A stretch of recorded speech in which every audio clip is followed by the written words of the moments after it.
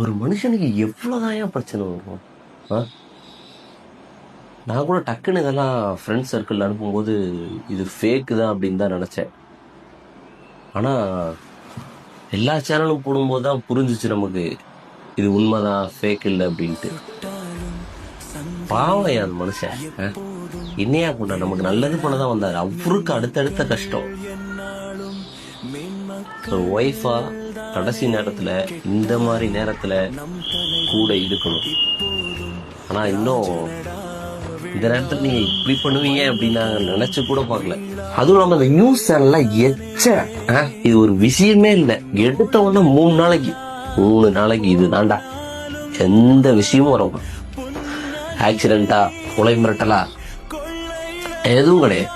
விஜய் பத்தி வந்துருச்சா 3 நாளைக்கு எதாவது நியூஸ், அதுதான் ட்ரெண்டு. அதை தவிர எதை பத்தியும் நீங்க யோசிக்க கூடாது. இதெல்லாம் என்ன புத்தி இது?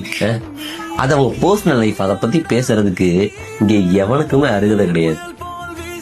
அது அவங்க விஷயம், அதை அவங்க பாத்துக்குவாங்க.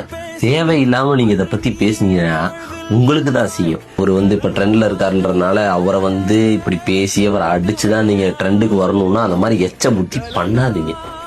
கேவலமா இருக்கு. சோசியல் மீடியாவை திறந்தாலே டிவோர்ஸ் டிவோர்ஸ் டிவோர்ஸ் டிவோர்ஸ். கேவலமா இல்லையா உங்களுக்கு?